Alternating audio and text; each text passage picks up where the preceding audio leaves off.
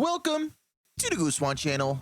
When I first heard that Flash was coming to an end, when that whole thing was happening, I went out of my way to replay some of the most memorable Flash games I had stored in the old memory banks, despite knowing about preservation projects like Flashpoint, Sonic RPG, which pretty recently got its final episode released after like 9 years or something, which is still pretty crazy to me. Madness, Project Nexus, Stick Wars, all games that have left a huge impression on me in some way, which really inspired a certain sadness in me when thinking about their possible deaths. When I was going on this journey, however, I rediscovered probably my favorite series of Flash games I ever played.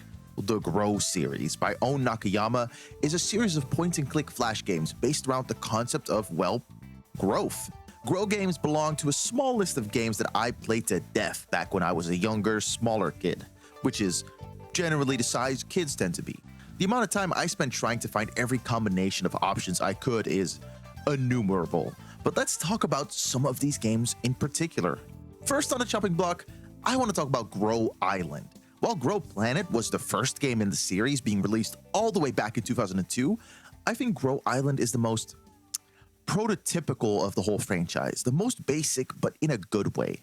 So the basic gameplay loop of these games is this: we get these boxes or squares, choices to make and decide what appears on the map of the game. These choices tend to be inventions or abstracter concepts, creations that evolve and change with each turn of the game. And so our goal then is to find the right order of things to choose to get the best ending, or even find a secret ending. In essence, they're very, very lightweight puzzle games. But the gameplay isn't what intrigues me so much about this, well, ostensibly game series. No, it's more so the artistic direction. So let's look at Grow Island to see what I'm talking about. In the title of the video, I refer to Owen's art style as either minimalist or simple, both of which are somewhat misnomers to a degree, I believe. There's plenty of detail on display here. Matter of fact, the sheer level of detail of choice in these games and how each choice impacts the ending you get is downright impressive. But that detail is select and utilized in spaces to create this really clean, very readable art style. Now, I don't want to call this a kid's game art style or aesthetic, because while this simplistic style does speak to a younger audience, I do think these games can provide a whole lot to a wide range of ages. And Grow Island beautifully represents that older chunk of its audience, because while we do find ourselves on a cartoony island with a volcano that shoots lava with a cute face, we also deal with concepts like mechanical engineering and aeronautics, and understanding the relative order and how all these disciplines relate to each other is key to figuring out the right order in this game. And as we get to solving the puzzle of Grow Island, we also get to another one of my favorite aspects of these games: the little stories. One of the little developments in Grow Island's story is the relationship between architecture and civil engineering, who I both headcanon as girls, #woke. Neither of them are really characters, but Own manages to pump these little animations so full of personality that I can imagine just enough to fill out these characters into caricatures in a sense. But to really understand how Own manages to tell these little stories without a word of dialogue, I want to talk about my favorite game in this series, Grow RPG. Grow RPG is, well, an RPG. More specifically, it's a game where we create that type of fantasy world that JRPGs tend to take place in. A demon lord, a powerful king, and treasures buried beneath the ground.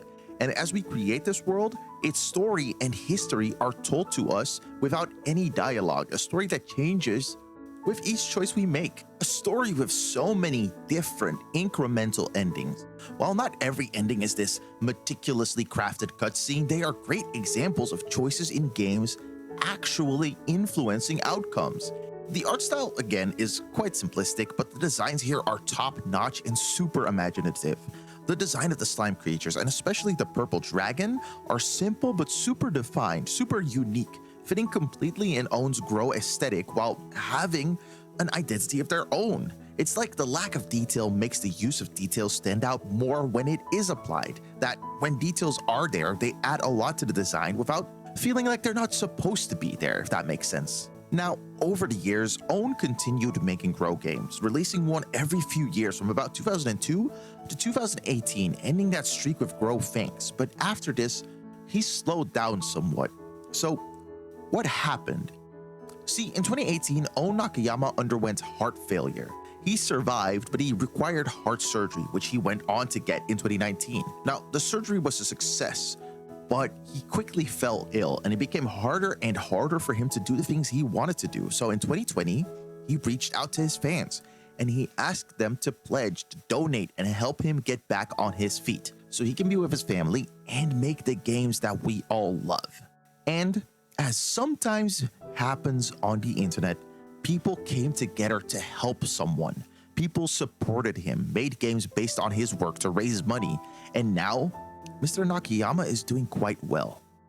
Currently, Own has somewhat moved on from making the Grow Flash games that we all know and love at this point.